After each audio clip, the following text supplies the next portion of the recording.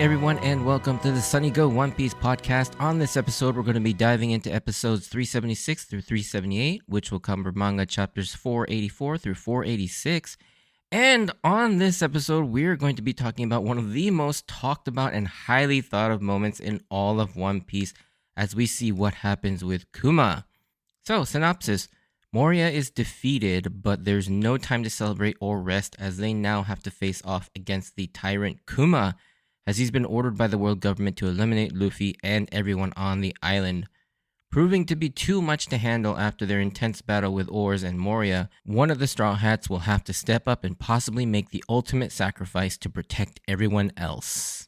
So, for the second time in a row, I can say there are no major differences. Again, they adapted these chapters very faithfully, so let's just go right into the episodes.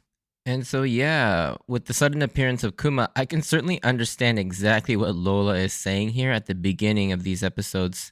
To have lived in fear for the past several years, and now that Moria is finally defeated and they have their shadows back, another Shichibukai appears literally out of nowhere just to kill them all is a pretty bad joke.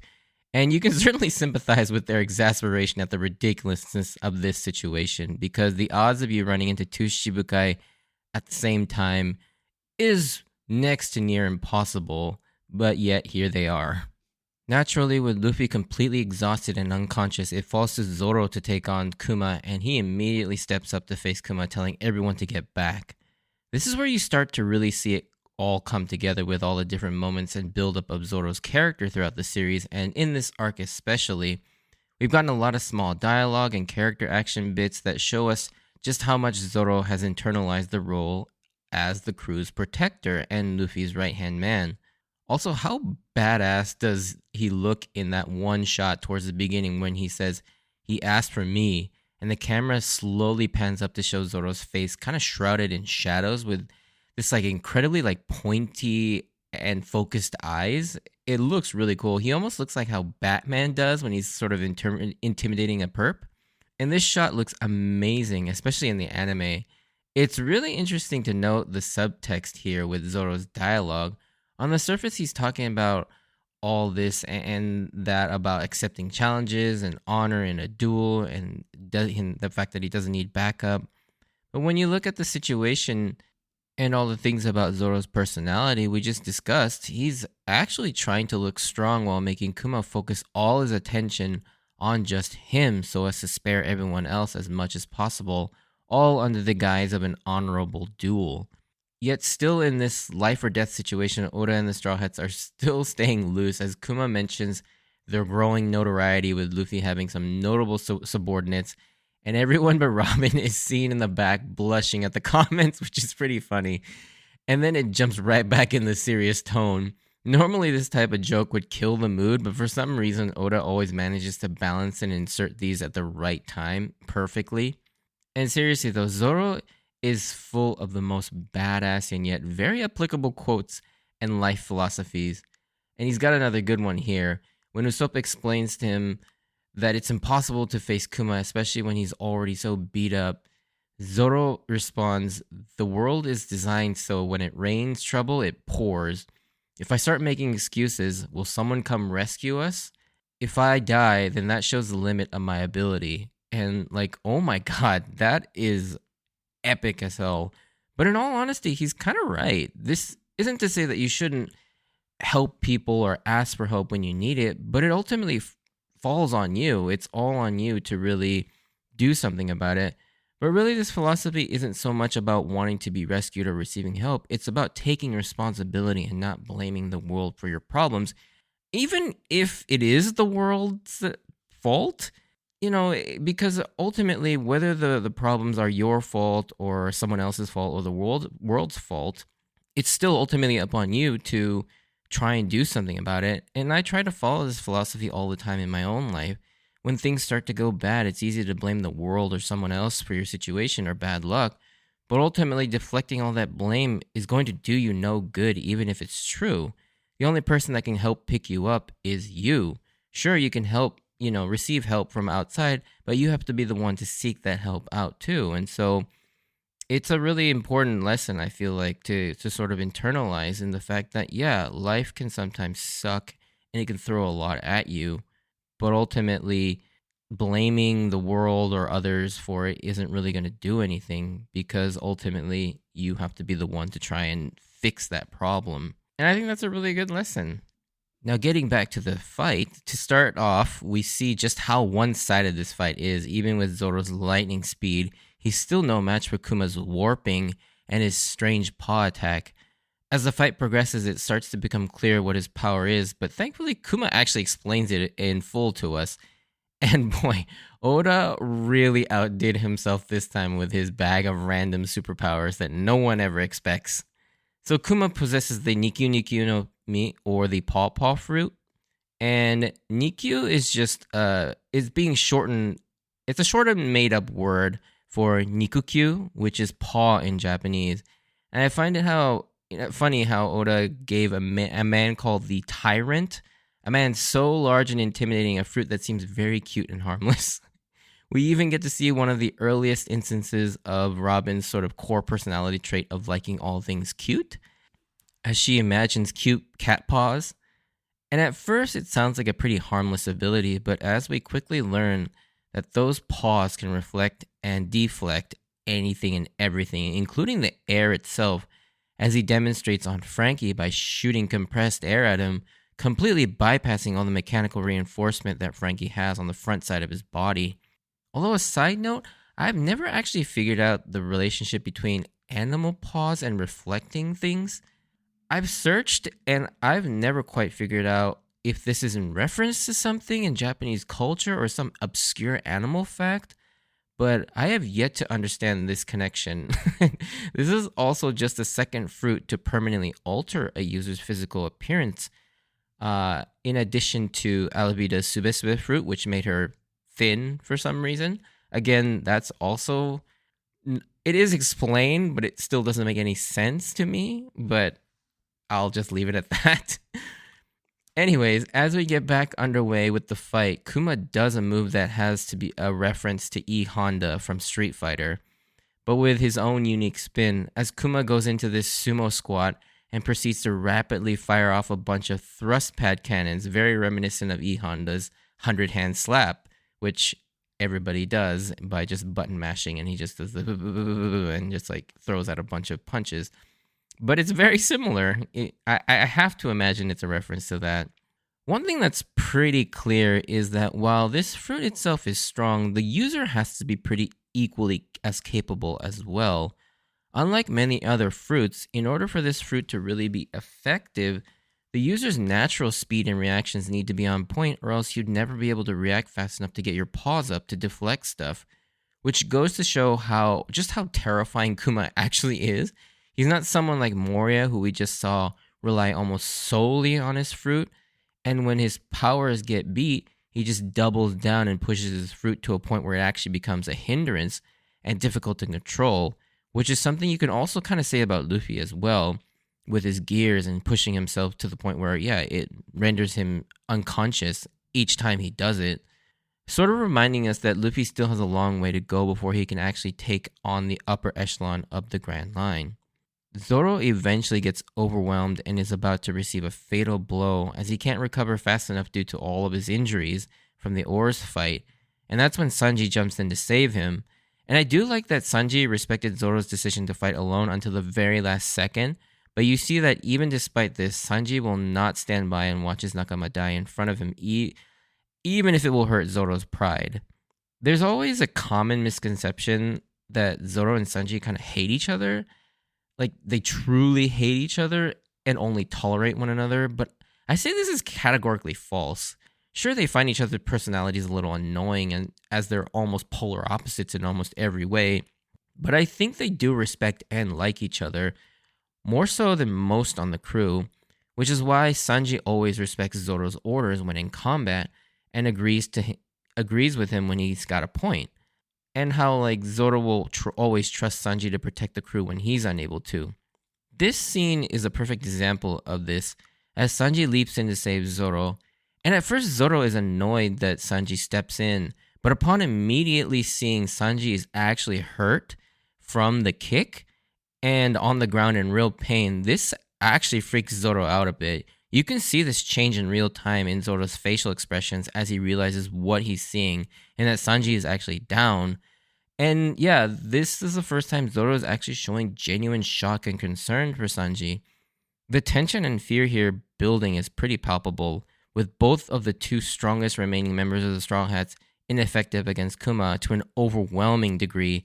It starts to really set in that there's no way out of this. I remember the first time reading this, I was genuinely scared and on the edge of my seat for the Strong Hats because I literally could not figure out a way out for them here. Kuma does then show some mercy as he doesn't feel too sporting to kill them all in their weakened state. He decides to just compress a large amount of air into a single point with his paws, creating what would most certainly be a massive shockwave bomb called the Ursus Shock.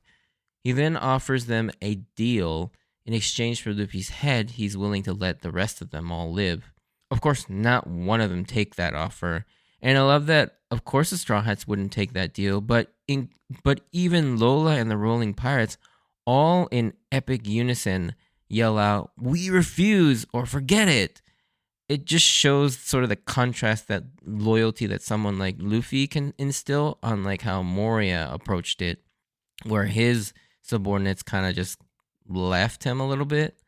As a result, Kuma lets loose the Ursus Shock, and just as a side note, Ursus means bear in Latin, Ursa Major, Ursa Minor, the constellations.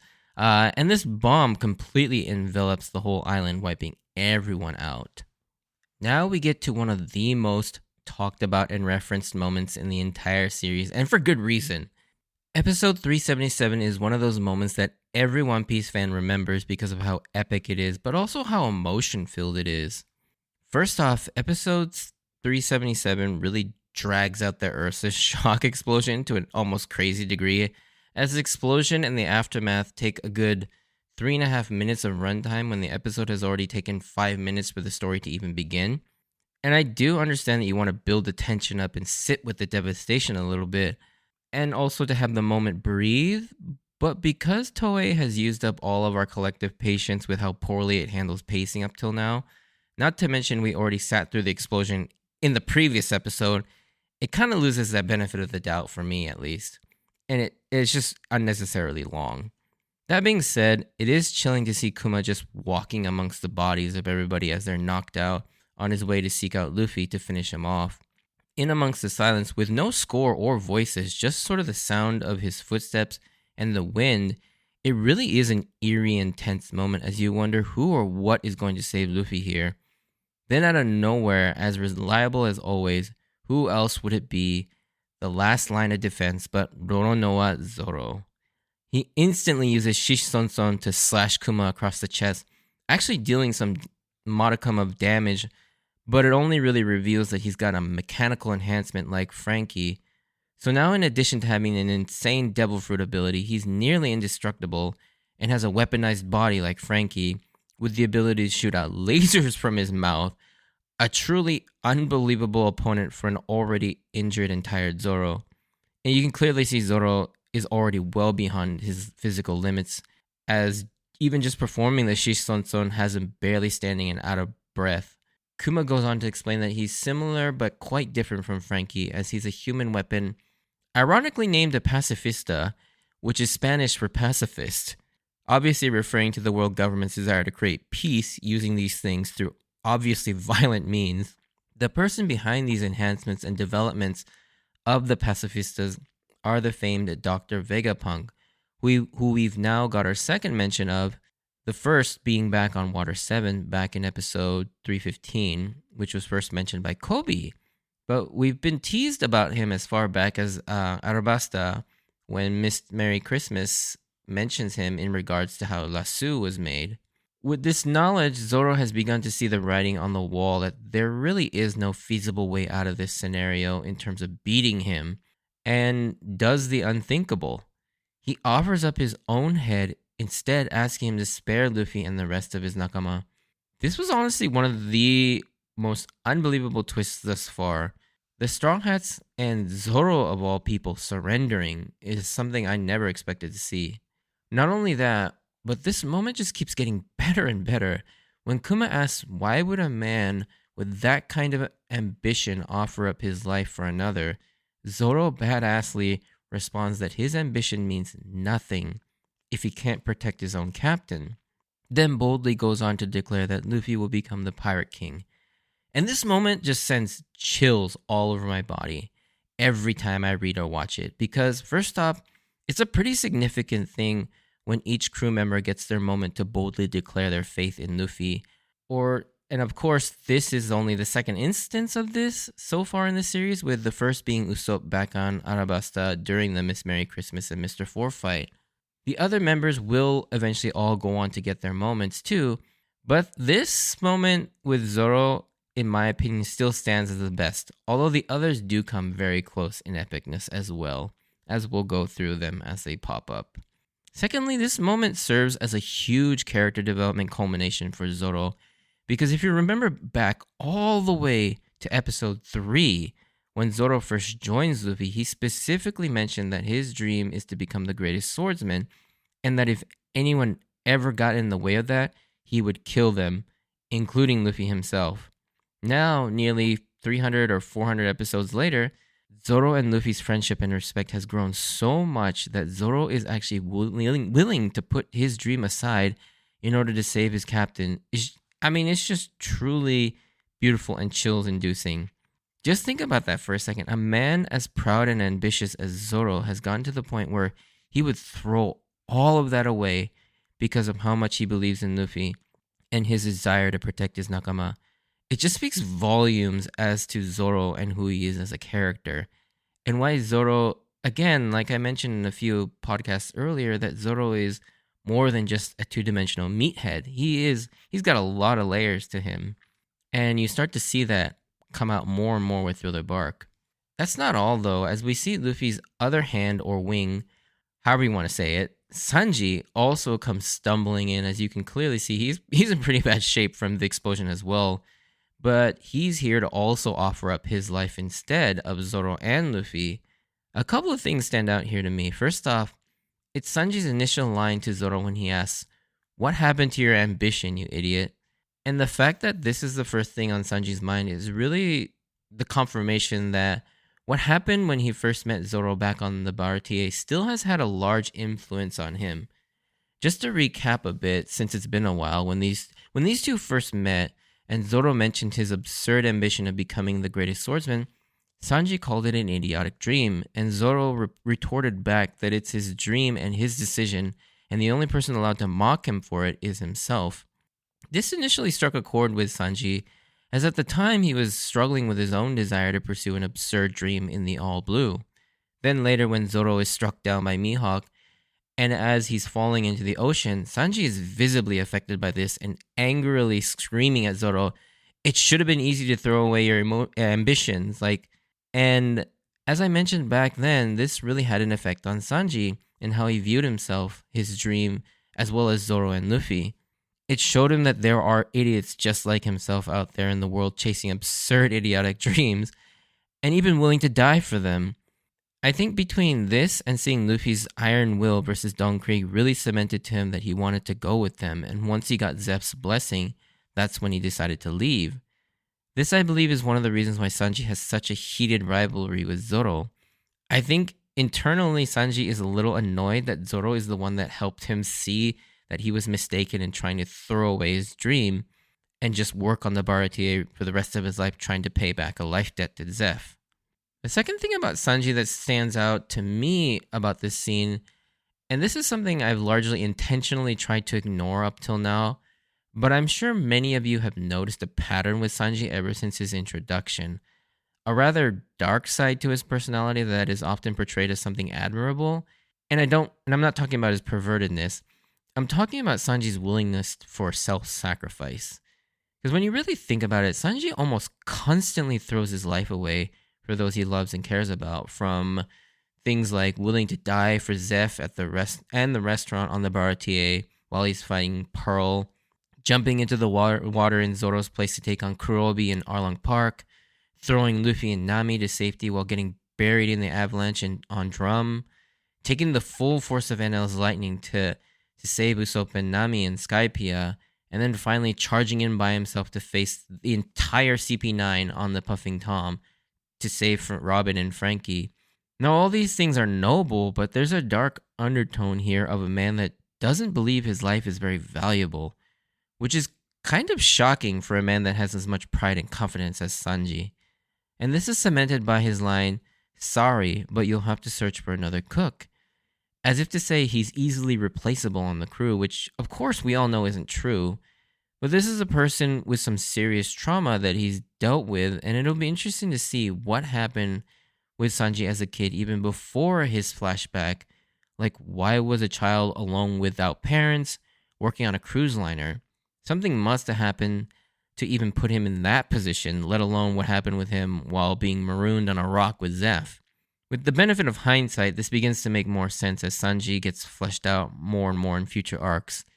But it's something I felt at this point is worth pointing out to pay attention to because it is a very long running pattern, and it's getting to a point where you can really see that Sanji is always willing to throw away his life because he feels that it's not as valuable as others for some reason, despite all the great things and all the amazing things that Sanji does and who he is as a person. You know, despite his pervertedness, he is still a very kind person. But that kindness seems to come out of a sense of almost insecurity, more so than genuine kindness. And it will be interesting to see if that gets fleshed out more as the series goes on. And kind of spoiler alert, it does get fleshed out. Anyways, back to the story at hand. With this, Zoro is going to have none of this and won't let any of his nakama die on his watch, including Sanji, and probably knocks him the F out. This is one of the greatest examples of why I think it's ridiculous that some people feel that Zoro and Sanji genuinely hate each other. Like, they just have wildly different views and approaches to life, but when push comes to shove, they will die for each other and protect each other. Kuma, seeing this, relents and grants Zoro his request, showing that Kuma may not be as bad as the other Shichibukai and not as ruthless as his tyrant moniker may represent. He then proceeds to use his devil fruit in an incredibly unique way by repelling all of Luffy's fatigue, pain, and damage out of him, saying that if he's going to take Luffy's place, he'll have to endure all of that damage. And when experiencing just a tiny fraction of that pain, it nearly kills Zoro, and he still has to take the amount of damage the size of a small house. It also really puts into perspective just how much damage Luffy is taking in every battle. I also really like the music choice during this whole sequence, as it's mostly just unsettling screeching string instruments, just to really highlight how messed up of a situation this is. We know Zoro will survive, but at what cost though? What'll happen to him going forward? Will this have any lasting effects on him going forward? You're left on the edge of your seat as to what is going to happen to Zoro in this moment. But yeah, with that, he plunges himself into the paw ball of damage, and it freeze frames, eventually cutting to a moment sometime after as Kuma stares out into the sunrise and says something very interesting, talking to himself about how Luffy's got some great nakama, and implying that he knows Luffy's dad Dragon personally, which just adds another layer to this whole mess. And at this point at the time, I remember many people, including myself, starting to theorize that maybe at one point Kuma was part of Dragon's revolutionary army before he became a pirate. Or maybe even he's still part of the revolutionary army, but infiltrated the Shichibukai and the world government to gain intel, which explains why he goes relatively easy on everyone here. As some time passes, everyone begins to regain consciousness while most of them are relatively unharmed, aside from the damage they've already sustained.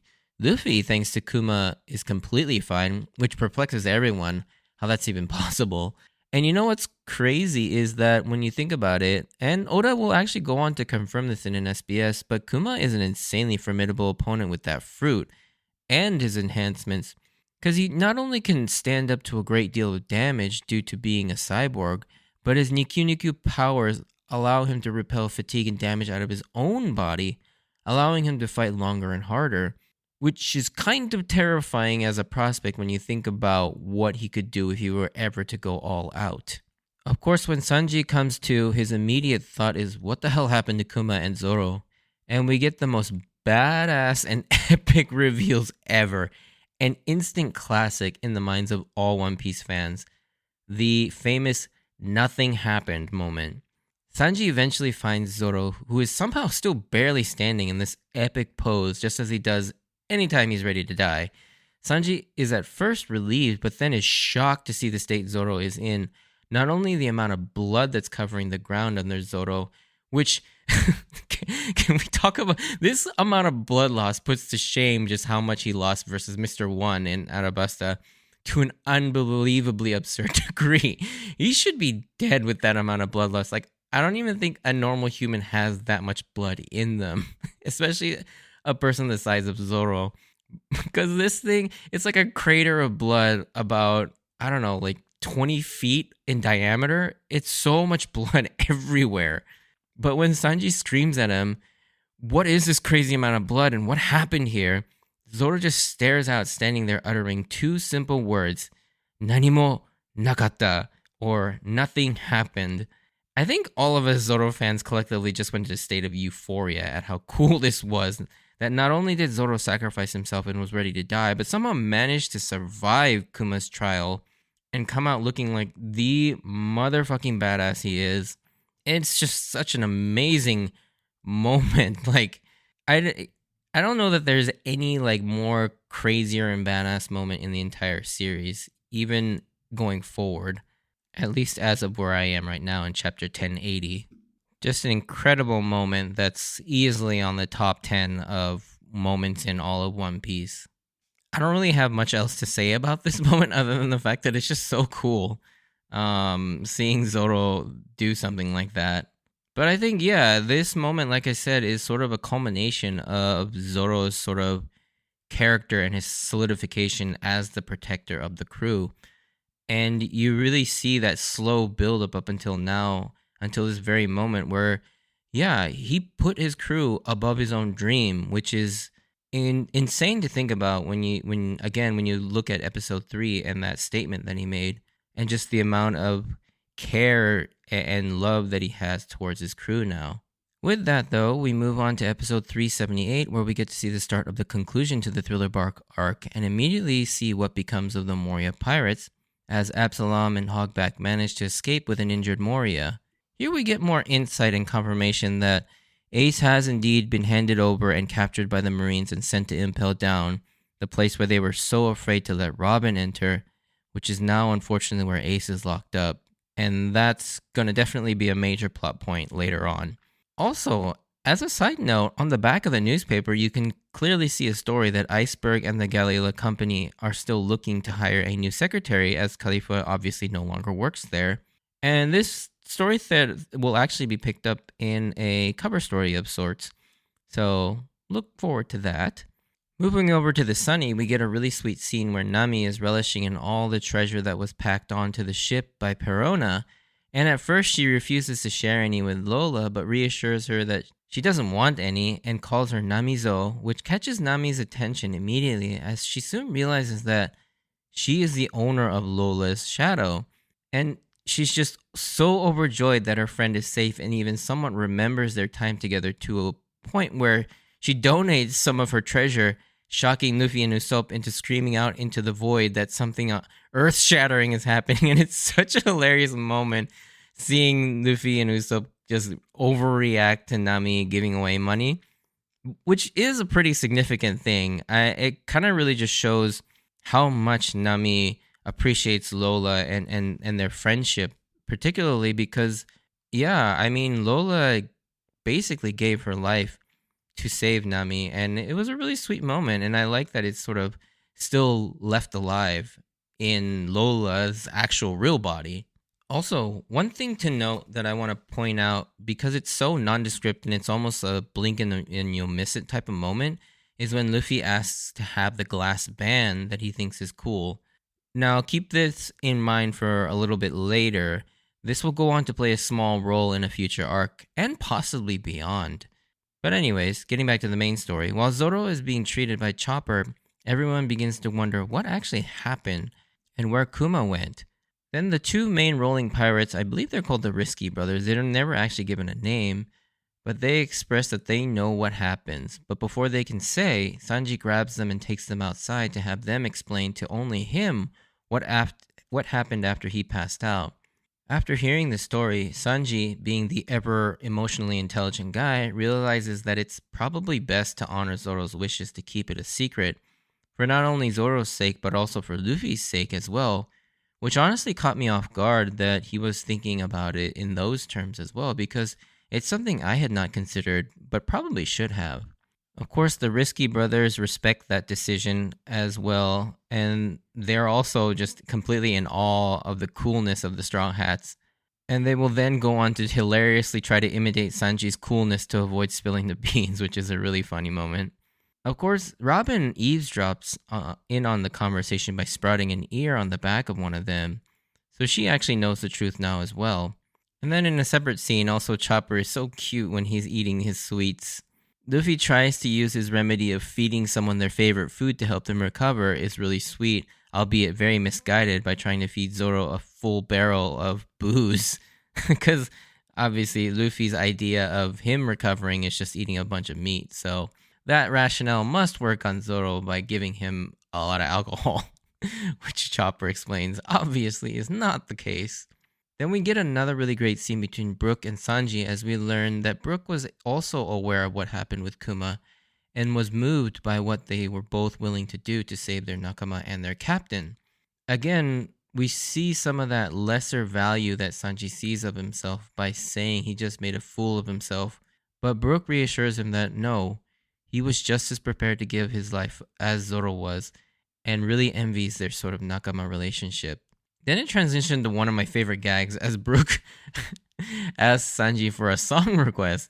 And as Sanji begins to think, he just bursts out into song with Sanji pissed off, yelling back, "Didn't you just ask for a request?" I die laughing every time I hear this gag because it's so funny. We then get to hear the now famous song Binks Sake. We did hear this tune teased in an albeit kind of creepier way earlier, as this is the tune that Ryuma hummed whenever he approached from the shadows, but this is the proper, more lighthearted version. There's been a lot of deep dives and analysis by people far smarter than me about what clues can be gleaned from the lyrics, as they were written by Oda specifically for this purpose. The melody itself was actually written by Kohei Tanaka, a famous anime composer as well, because Oda couldn't actually come up with one himself and he really wanted to get the sound right. However, aside from some surface level things, it really does just sound like an uplifting pirate adventure song that has a bit of a bittersweetness to it. The song is so old that several of them have heard it, including Robin and Luffy, who Luffy has heard it from Shanks when he was singing it with his crew. And in that little flashback shot, we can actually see Panda Man in the back singing and dancing along with the red-haired pirates. With that, Luffy once again sweetly asks Brook to join him again, but Brook shows some hesitation as he still has a promise to make it back to Laboon. But Luffy then lets him know that he's well aware of that promise and that they not only have met him, but made a similar promise to return as well. And this is the moment that I know I was waiting for all arc. As soon as it was revealed that Brook was part of the crew that parted ways with Laboon back at the Twin Capes. To see Brook's reaction was something I was looking forward to quite a lot, and it did not disappoint. At first, he's in disbelief, and when he starts to realize that Luffy is telling the truth, he just bursts into tears with such raw emotion and happiness. And I can't imagine the feelings and emotion Brook is going through here. The relief that Laboon is still alive and well, that he's still holding on to their promise, but also that all those years, that 50 years of surviving in the Florian Triangle, suffering and sort of the patience that he was living with was worth it. And I always tear up so much at this moment because you understand just how much this means to him and that catharsis that Brook is experiencing. And we get to share in that a little bit too because of how much both Laboon and Brook have been built up over the years. I mean, it's such an amazing scene. Then with the final moments of this episode, we begin to launch into Brook's backstory flashback. And oh boy, get ready for this one because it's a doozy. I mean, you thought you're tearing up at this moment? Wait till you see what Brook actually had to endure to get to this moment, but we'll have to wait till the next podcast to cover that. Since this episode is getting a little bit long, we'll wrap it up there. But yeah, if you did enjoy this, send me a like or comment. And if you want to join me on this journey of rewatching One Piece, please consider subscribing. Check out my Instagram and Twitter account at SunnyGo Podcast for updates of when I post new episodes. And also, if you'd like to see me stream on Twitch, feel free to hop on by. I'd love to see you at twitch.tv/sunny__go. I don't quite stream as often as I hope to, but yeah, I'm on there every so often. But anyways, as always, I wanted to thank you for taking the time to listen to my podcast. And since this episode is kind of long, I'm going to skip the spoiler section. So stay safe out there, and I hope to see you on the next episode. Bye.